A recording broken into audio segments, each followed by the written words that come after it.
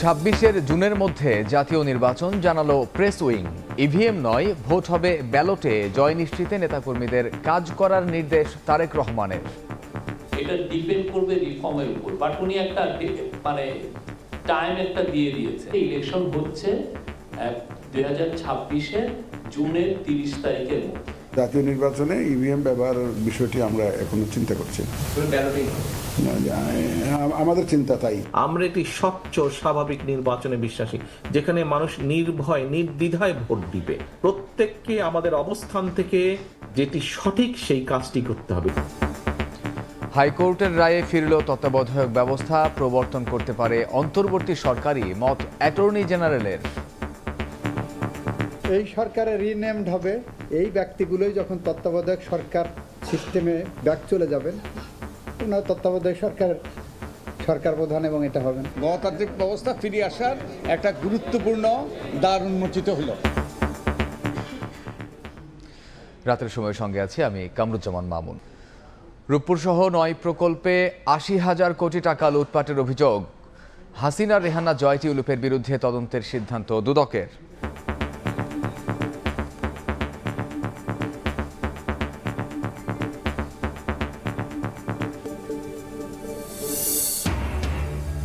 ওবায়দুল কাদেরের দেশ ছাড়া নিয়ে আইজিপির ব্যাখ্যা চান ট্রাইব্যুনাল। 2 মাসে গণহত্যার মামলা তদন্তের নির্দেশ। হাসিনাকে গুমের মূল হোতা দাবি করে প্রতিবেদন।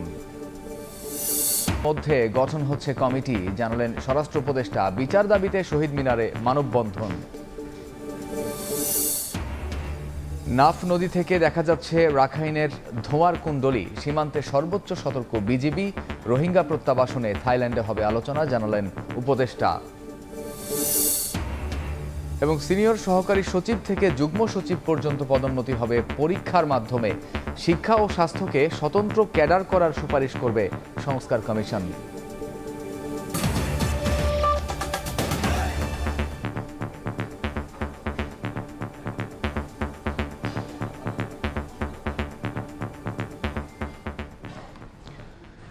জাতীয় নির্বাচন হবে 2026 সালের 30 জুনের মধ্যে, এমনটা জানিয়েছেন প্রধান উপদেষ্টার প্রেস সচিব শফিকুল আলম। বিকেলে ফরেন সার্ভিস একাডেমিতে সংবাদ সম্মেলনে তিনি বলেন, জাতীয় ঐক্যমত্য গঠন কমিশনের মতামতের ভিত্তিতে নির্বাচনের সময়সীমা কম বেশি হতে পারে। আগামী জাতীয় সংসদ নির্বাচন নিয়ে 16 ডিসেম্বর স্পষ্ট বার্তা দিয়েছেন প্রধান উপদেষ্টা ডক্টর মোহাম্মদ ইউনূস। একদিন পর মঙ্গলবার সন্ধ্যায় রাজধানীর ফরেন সার্ভিস একাডেমিতে সংবাদ সম্মেলনে প্রধান উপদেষ্টার প্রেস উইং জানালো, নির্বাচন হবে 2026 সালের 30 জুনের মধ্যে। এক্সাক্ট ডেট কি, এটা তো সত্যিকার অর্থে অনেক ক্ষেত্রে এটা ডিপেন্ড করবে রিফর্মের উপর, বাট উনি একটা টাইম একটা দিয়ে দিয়েছেন। এর চেয়ে আর ক্লিয়ার রোড ম্যাপ আর কি হতে পারে? আপনি এক্সপেক্ট করতে পারেন যে ইলেকশন হচ্ছে 2026-এর জুনের 30 তারিখের মধ্যে। এটা তো একটা স্পষ্ট রোড ম্যাপ। এ সময় আরও জানানো হয়, 6টি সংস্কার কমিশন প্রধানকে নিয়ে গঠিত হবে জাতীয় ঐক্যমত কমিশন। তাদের কাজ সম্পন্ন হওয়ার পর মতামতের ভিত্তিতে নির্বাচনের সময়সীমা কম বেশি হতে পারে। তো জাতীয় ঐক্যমত্য যদি সংস্কারের বিষয়গুলোতে তৈরি হয়ে যায়, তাহলে নির্বাচনের দিনক্ষণও আসলে নির্বাচন কমিশন তখন হয়তোবা জানিয়ে দিতে পারবে। এছাড়া নির্বাচনের জন্য যে প্রস্তুতির বিষয় আছে, সেই প্রস্তুতির কাজ তো নির্বাচন কমিশন শুরু করে দিয়েছে। সরকার ব্রডার পার্সপেক্টিভ থেকে নির্বাচনের একটা সম্ভাব্য সময়সীমার কথা বলেছেন। বিশ্ববিদ্যালয় মঞ্জুরি কমিশনের নাম পরিবর্তন করে বিশ্ববিদ্যালয় কমিশন করা হবে বলেও জানানো হয় সংবাদ সম্মেলনে। নাজমুস সালেহী, সময় সংবাদ, ঢাকা। ইভিএম নয়, ব্যালটের মাধ্যমে জাতীয় নির্বাচন আয়োজনের প্রস্তুত হচ্ছে নাসির উদ্দিন কমিশন। সিইসি বলছেন, সরকারের চাহিদা মতো সময়ে ভোটের জন্য প্রস্তুত থাকবে ইসি। নির্বাচনে আওয়ামী লীগের থাকা বা না থাকা রাজনৈতিক ফয়সালার বিষয় বলেও জানান তিনি। 2025 সালের শেষ দিক থেকে 2026 সালের প্রথমার্ধের মধ্যে নির্বাচনের সময় নির্ধারণ করা যায়। বিজয় দিবসের ভাষণে প্রধান উপদেষ্টা আগামী বছরের শেষে অথবা 2026 সালের প্রথমার্ধের মধ্যে ত্রয়োদশ জাতীয় সংসদ নির্বাচনের ইঙ্গিত দিয়েছেন। এরপর থেকেই শুরু নির্বাচন নিয়ে আলোচনা। আছে নির্বাচন আয়োজনে কমিশন কতটা প্রস্তুত সেই বিষয়টিও। সাম্প্রতিক এসব প্রসঙ্গে নির্বাচন ভবনে গণমাধ্যম কর্মীদের সঙ্গে কথা বলেন প্রধান নির্বাচন কমিশনার। তিনি জানান, সরকারের চাহিদা মতো নির্বাচনের জন্য প্রস্তুত থাকবে ইসি। ন্যাশনাল ইলেকশন সুন্দরভাবে ডেলিভার করার জন্য যা যা প্রস্তুতি দরকার আমরা ওয়ার্ড ভোটিং এগিয়ে নিচ্ছি। সুষ্ঠু সুন্দর একদম স্বতঃস্ফূর্তভাবে মানুষ যাতে ভোট দিতে পারে, সুন্দর পরিবেশে ভোট দিতে পারে, নিজের ভোট নিজের ইচ্ছা মতো দিতে পারে, সেরকম একটা পরিবেশ দেওয়ার জন্য কোথাও যদি আইন চেঞ্জ করা লাগে, কোথাও যদি বিধি চেঞ্জ করা লাগে, will do that. Electronic voting মেশিনের পরিবর্তে আসন্ন জাতীয় নির্বাচন ব্যালটে হবে বলেও জানান সিএসি নাসিরউদ্দিন। জাতীয় নির্বাচনে ইভিএম ব্যবহারের বিষয়টি আমরা এখনো চিন্তা করছি না। রাজনৈতিক দলগুলোর সঙ্গে কমিশনের তরফে আলোচনা হবে বলেও জানিয়েছেন সিএসি। তার মতে নির্বাচনে আওয়ামী লীগের থাকা কিংবা না থাকা রাজনৈতিক ফয়সালার বিষয়। এখানে কিন্তু রাজনৈতিক দলগুলাই হচ্ছে মেইন প্লেয়ার, এরাই হচ্ছে মূল অংশীজন। যখনই আমরা প্রয়োজন বোধ করব, যে দলের সাথে আলোচনা করার প্রয়োজন বোধ করব, আমরা ইনশাল্লাহ এটা আলোচনা আমরা চালিয়ে যাব। আর আওয়ামী লীগের বিষয়ে এটা নিয়ে একটা বিতর্ক চলছে, রাজনৈতিক বিতর্ক চলছে। ভোটের সুষ্ঠু পরিবেশ তৈরি করাই প্রধান কাজ উল্লেখ করে সিএসি বলেন, কোনো রাজনৈতিক এজেন্ডা নেই বর্তমান কমিশনের। কাউসারা চৌধুরী কুমু, সময় সংবাদ, ঢাকা। নিশিরাতের ভোটে নয়, বিএনপি সুষ্ঠু ও নিরপেক্ষ নির্বাচনে বিশ্বাসী, এমনটা বলেছেন দলটির ভারপ্রাপ্ত চেয়ারম্যান তারেক রহমান। তিনি বলেন, জনগণ যাতে মুক্তভাবে ভোট দিতে পারে সেই পরিবেশ তৈরি করতে হবে। রাজধানীতে রাষ্ট্র কাঠামো মেরামতে 31 দফা বিষয়ক কর্মশালায় নেতাকর্মীদের গ্রামে গ্রামে গিয়ে জনমত গঠনের নির্দেশ দেন তারেক রহমান। নতুন রাজনৈতিক বন্দোবস্ত ও রাষ্ট্র কাঠামো মেরামতে 31 দফা বাস্তবায়নের লক্ষ্যে ঢাকা, গাজীপুর ও নারায়ণগঞ্জের নেতাকর্মীদের নিয়ে দিনব্যাপী বিএনপির কর্মশালা খুব বেশি গুরুত্ব দিয়েছে। নির্বাচনকে সামনে রেখে নেতাকর্মীদের দিক নির্দেশনা দেন দলটির ভারপ্রাপ্ত চেয়ারম্যান। বলেন, জনগণ যাতে মুক্তভাবে ভোট দিতে পারে সেই পরিবেশ তৈরি করতে হবে। আমি নির্বাচনে তো বিশ্বাসী না, আমরা নিশিরাতের নির্বাচনেও বিশ্বাসী না, আমরা ভোট ডাকাতের নির্বাচনেও বিশ্বাসী না। আমরা একটি স্বচ্ছ স্বাভাবিক নির্বাচনে বিশ্বাসী, যেখানে মানুষ নির্ভয় নির্দ্বিধায় ভোট দিবে। রাষ্ট্র সংস্কারে 31 দফা বাস্তবায়নে গ্রামে গ্রামে জনমত গড়ে তোলার নির্দেশ দেন তারেক রহমান। বাংলাদেশের মানুষ তাকিয়ে আছে বিএনপির দিকে, বা বিএনপির কাছ থেকে তাদের ভালো বড় কিছু প্রত্যাশা। কোটি কোটি মানুষের যখন প্রত্যাশা থাকে, তখন সেই দায়িত্বটি কিন্তু অনেক বড় থাকে। কর্মশালার শুরুতে কেন্দ্রীয় নেতারা বলেন, নির্বাচন হওয়া উচিত প্রধান উপদেষ্টা ঘোষিত সম্ভাব্য রোডম্যাপের আগেই, আর সংস্কার হবে সংসদে জনগণের সমর্থন নিয়ে। নির্বাচনের ব্যাপারে যে আশ্বাস দিয়েছেন, আমরা মনে করি আরো যৌক্তিক সময়ের মধ্যে নির্বাচনটা হওয়া খুব বেশি জরুরি। নির্বাচনের সঙ্গে স্থিতিশীলতা জড়িত, নির্বাচনের সঙ্গে গণতন্ত্রের ভিত জড়িত।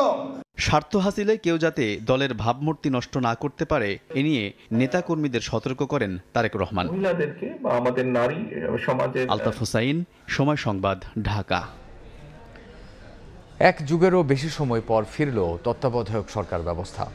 মঙ্গলবার এই সংক্রান্ত সংবিধানের ৫৫ সংশোধনী আংশিক বাতিল করে রায় দেন হাইকোর্ট।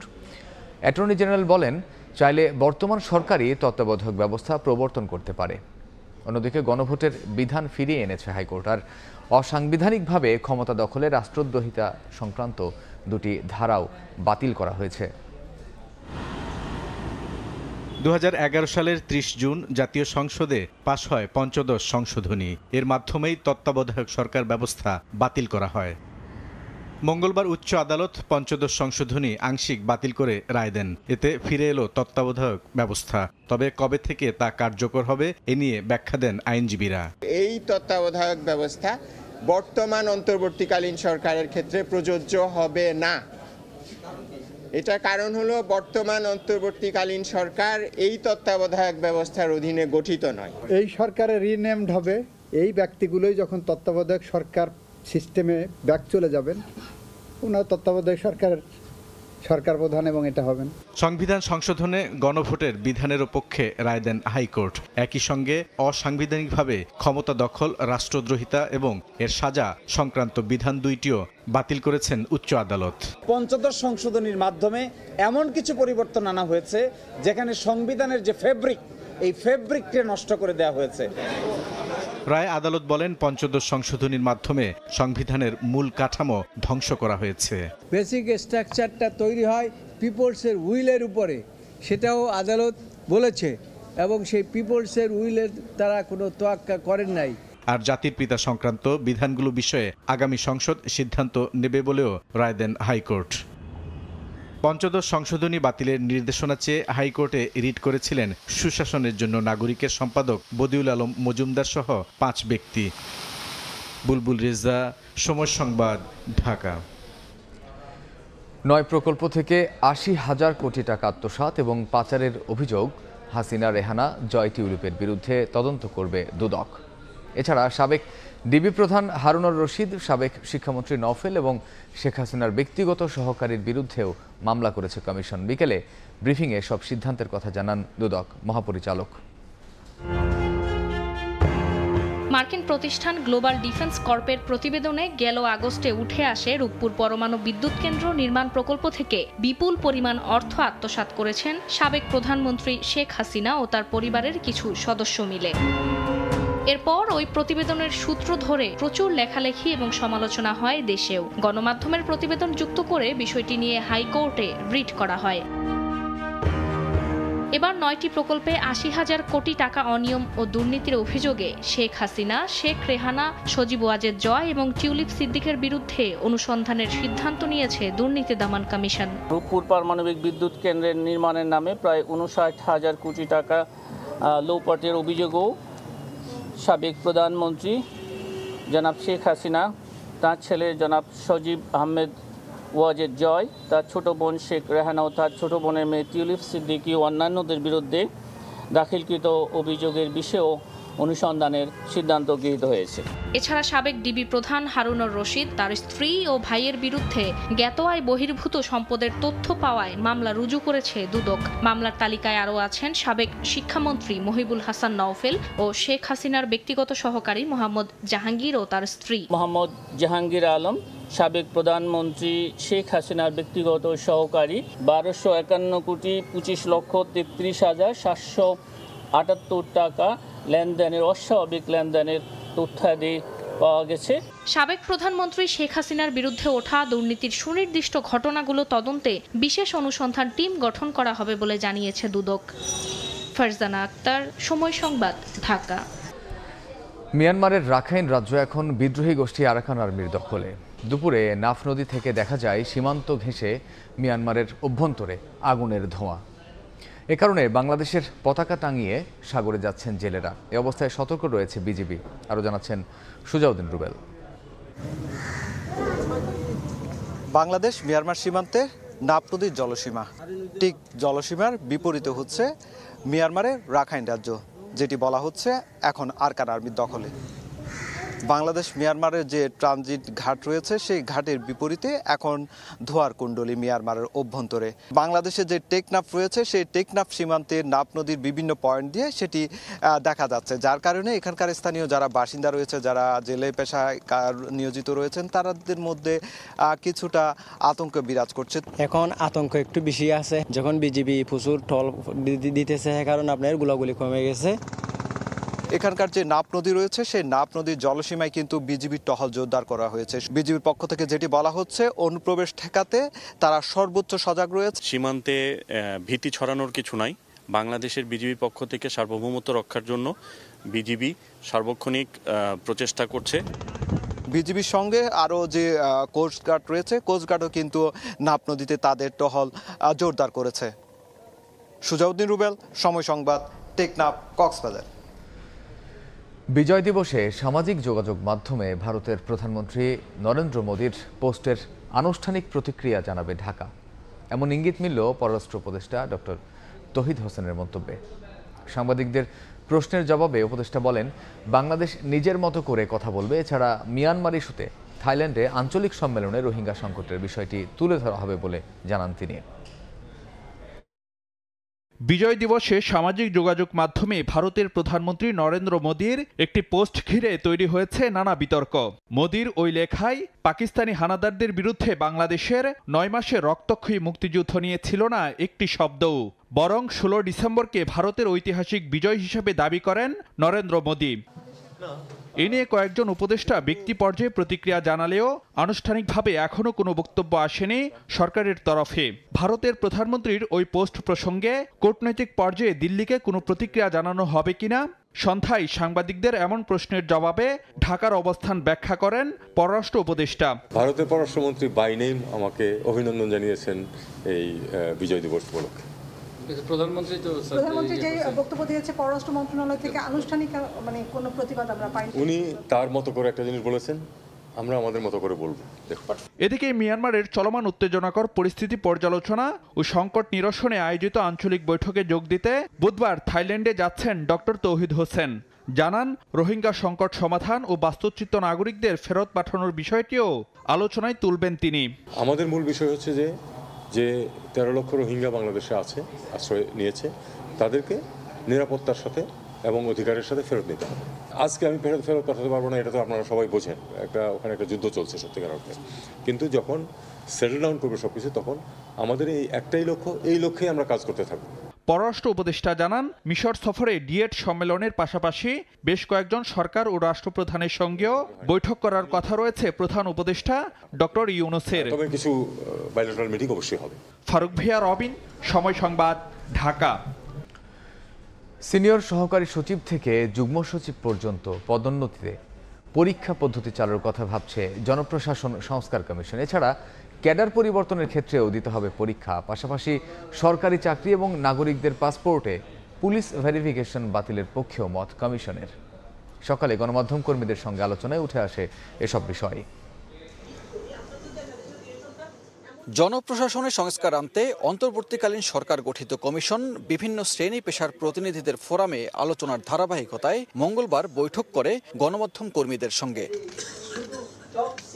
আলোচনায় উঠে আসে আমলাতন্ত্রের সমালোচনা, সরকারি কর্মকর্তা কর্মচারীর আচরণ সহ নানা বিষয়ে জটিলতা তুলে ধরেন গণমাধ্যম কর্মীরা। এ সময় শিক্ষা ও স্বাস্থ্য ক্যাডারকে স্বতন্ত্র ক্যাডারে রূপান্তর, পুলিশ ভেরিফিকেশন বাতিল, নতুন পদায়নে পরীক্ষার বিধান সুপারিশ করার কথা জানান কমিশন প্রধান। প্রত্যেক ডিভিশনে একজন করে অফিসার দিতে হবে। আর আমাদের চিন্তা, এখন আমরা আলাপ করছি এটা সম্ভবত জুডিশিয়াল সার্ভিসের অফিসার দেওয়া হবে, অ্যাডমিনিস্ট্রেশন সার্ভিসের না। জনপ্রশাসন মন্ত্রণালয়ের সচিবের মতে আমলাতন্ত্র কখনো গণতন্ত্রকে রক্ষা করতে পারবে না। স্বাস্থ্য কমিশনকে আলাদা করার পরামর্শ দিয়েছি এবং শিক্ষা ক্যাডারকে আলাদা পরামর্শ করে দিয়েছি। এতে এটা বিরাট সেগমেন্টেশন এটা হয়ে যাবে। আর অনলাইনে প্রায় 1 লক্ষের উপরে আমরা সুপারিশ পেয়েছি। বিভিন্ন প্রস্তাবনা যাচাই বাছাই করে ডিসেম্বরের শেষেই সরকারের কাছে চূড়ান্ত প্রতিবেদন সুপারিশ আকারে দেবে কমিশন। সানবীর রূপল, সময় সংবাদ, ঢাকা। আমদানি পণ্যের কন্টেইনার অফ ডকে পাঠানো নিয়ে বন্দর ও বিজিএমই এর মধ্যে চলছে দ্বন্দ্ব। কন্টেইনার ডেলিভারি নিতে 4 গুণ খরচ বেড়ে বছরে 10,000 কোটি টাকা ক্ষতির সংখ্যা ব্যবসায়ীদের। এদিকে সিদ্ধান্ত বদলাতে মন্ত্রণালয়ে চিঠি দিয়েছে বিজিএমইএ। শাখাউত্তরপুর ক্যামেরায় কমলদের রিপোর্ট। দুটি চিঠি পাঠানো হয়েছে নৌ পরিবহন মন্ত্রণালয়ে। এর মধ্যে প্রথম চিঠি চট্টগ্রাম বন্দর থেকে পাঠানো হয়েছে সমস্ত এফসিএল কন্টেনার বন্দরের ইয়ার্ড এবং শেডের পরিবর্তে অফডক থেকে ডেলিভারি নেওয়ার সিদ্ধান্তের কথা জানিয়ে, আর বন্দরের এই সিদ্ধান্তের সঙ্গে দ্বিমত জানিয়ে দ্বিতীয় চিঠি পাঠিয়েছে গার্মেন্টস ব্যবসায়ীদের সংগঠন বিজিএমইএ। বিজিএমইএর দাবি, বর্তমানে 20 ফুট সাইজের একটি কন্টেনারের পণ্য বন্দর থেকে ডেলিভারি নিতে খরচ পড়ছে 3,400 টাকা, আর 40 ফুট সাইজের কন্টেনারের ক্ষেত্রে 4,200 টাকা। কিন্তু বন্দরের পরিবর্তে অফডক থেকে ডেলিভারি নিতে গেলে খরচ বেড়ে দাঁড়াবে 12,605 টাকা এবং 14,400 টাকা। পার ইয়ারলি যদি 1000 কন্টেনার করি, তাহলে আমার অলমোস্ট 1 কোটি টাকার উপরে খরচ বেড়ে যাবে। তো পুরো বাংলাদেশে যদি এই এফেক্টটা পড়ে, তাহলে এটা আলটিমেটলি গিয়ে আমাদের প্রাইসের উপরে এফেক্টটা পড়বে। ডেলিভারি ব্যবস্থা পরিবর্তনের সিদ্ধান্তে অনড় থেকে খরচ কমানোর ক্ষেত্রে জাতীয় রাজস্ব বোর্ডের পাশাপাশি অফডক মালিকদের সঙ্গে আলোচনায় বসার পরামর্শ বন্দর কর্তৃপক্ষের। আর অফডক মালিকদের সংগঠন বিগডার দাবি, ডেলিভারি খরচ বাড়লেও জাহাজ ভাড়া কমিয়ে তা পুষিয়ে নিতে পারবে বিজিএমইএ। জাহাজের টার্নারাউন্ড টাইম কমে যাওয়ার কারণে, ফ্রিট কমে যাওয়াতে আমদানিকারকদের পুষিয়ে যাবে, কারণ তারা তখন কম ফ্রেটে আমদানি পণ্যবাহী কন্টেনার বিভিন্ন দেশ থেকে আমাদের দেশে আমদানি করতে পারবে। বছরে 6 থেকে 7 লাখ রফতানি কন্টেনার, 2 লাখ আমদানি এবং 50,000 খালি কন্টেনার হ্যান্ডেলিং সক্ষমতা রয়েছে অফডকগুলোর। বন্দরের সিদ্ধান্ত কার্যকর হলে অন্তত 25 লাখ কন্টেনার হ্যান্ডেলিং সক্ষমতা অর্জন করতে হবে অফডকগুলোকে। 38 ধরনের আমদানি পণ্য ডেলিভারি দেওয়ার পাশাপাশি রপ্তানি পণ্যের শতভাগ জাহাজীকরণ সম্পন্ন হয় চট্টগ্রাম বন্দর কেন্দ্রিক 21টি অফডকে। 2 দশক আগে মূলত বন্দরের কাজে গতিশীলতা আনতে চালু করা হয়েছিল এই অফডকগুলো। দীর্ঘ সময় পেরিয়ে গেল আর নতুন করে কোনো অফডকের অনুমোদন দেওয়া হয়নি। এখন যেহেতু কাজের পরিধি বাড়ছে, তাই নতুন নতুন অফডক তৈরি করার কোনো বিকল্প দেখছেন না আমদানি রপ্তানিকারক ব্যবসায়ীরা। চট্টগ্রামের এসআক ব্রাদার্স থেকে কমল দে, সময় সংবাদ। বাংলাদেশ ওয়েস্ট ইন্ডিজ টি-20 সিরিজের খবর। সিরিজ জয়ের লক্ষ্যে দ্বিতীয় টি-20তে মাঠে নামবে টাইগাররা। প্রায় 3.5 বছর পর দেশের বাইরে কোনো টেস্ট খেলুড়ে দলের বিপক্ষে সিরিজ জয়ের সুযোগ বাংলাদেশের। প্রথম ম্যাচে জয় পাওয়ায় বাড়তি আত্মবিশ্বাস কাজ করছে ক্রিকেটারদের মাঝে। সেন্ট ভিনসেন্টে ম্যাচ শুরু হবে ভোর 6টায়। যেটা হওয়ার কথা ছিল ওয়েস্ট ইন্ডিজে হচ্ছে তার উল্টো। অবশ্য যা হচ্ছে সেটাই বা কম কিসের। টি-20 ক্রিকেটের হট ফেভারিটদের তাদের মাঠে হারানো তো আর চারটিখানি কথা নয়। প্রিয় ফরম্যাট ওয়ানডেতে প্রতিপক্ষের সামনে দাঁড়ানো যায়নি, তাতে কি? টি-20 দিয়ে এবার ইতিহাস বদলে দেবার উপলক্ষ বাংলাদেশের সামনে। বেশ লম্বা সময় দেশের বাইরে টেস্ট খেলুড়ে দলের বিপক্ষে সিরিজ জেতা হয় না বাংলাদেশের। ক্যারিবিয়ান দ্বীপপুঞ্জে এবার সেই হাতছানি এক ম্যাচ হাতে রেখেই শেখ মাহেদের অলরাউন্ড পারফরমেন্সে দারুণ জয় তুলে নেয় লাল সবুজ। 1 বছর পর স্কোয়াডে ফেরা শামীম পাটোয়ারির পারফরমেন্সও ছিল চোখে পড়ার মতো। ফার্স্ট অফ অল আমার এই ইনিংসটা অনেক দরকার ছিল আমার জন্য, ইভেন আমার টিমের জন্য অনেক দরকার ছিল।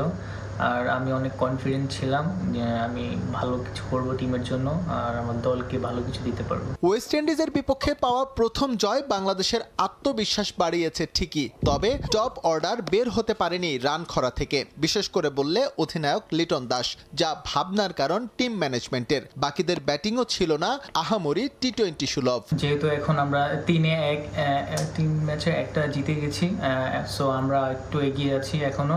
আর অবশ্যই আমার টার্গেট থাকবে যে আমাদের এই সিরিজটা উইন করার। সিরিজ জয়ের হাতছানি থাকা ম্যাচে কোনো পরীক্ষা নিরীক্ষা করতে চান না কোচ তানজিম সাকিব। খরচে হলেও তার উপর আরও একবার আস্থা রাখতে চায় ম্যানেজমেন্ট। আভাস আছে ধরে রাখা হবে উইনিং কম্বিনেশন। এস.এম. ইকবাল, সময় সংবাদ। এই পর্যায়ে শীর্ষ সংবাদগুলো জানিয়ে দিচ্ছে আরেকবার। 26 জুনের মধ্যে জাতীয় নির্বাচন, জানালো প্রেস উইং। ইভিএম নয়, ব্যালটে ভোট করার চিন্তা ইসির। জয় নিশ্চিতে নেতাকর্মীদের কাজ করার নির্দেশ তারেক রহমানের। হাইকোর্টের রায়ে ফিরল তত্ত্বাবধায়ক ব্যবস্থা, প্রবর্তন করতে পারে অন্তর্বর্তী সরকারই, মত অ্যাটর্নি জেনারেলের। অসাংবিধানিক ক্ষমতা দখল সংক্রান্ত 2টি ধারা বাদ। এবং ওবায়দুল কাদেরের দেশ ছাড়া নিয়ে আইজিপির ব্যাখ্যা চান ট্রাইব্যুনাল। 2 মাসে গণহত্যার মামলা তদন্তের নির্দেশ। হাসিনাকে গুমের মূল হোতা দাবি করে প্রতিবেদন।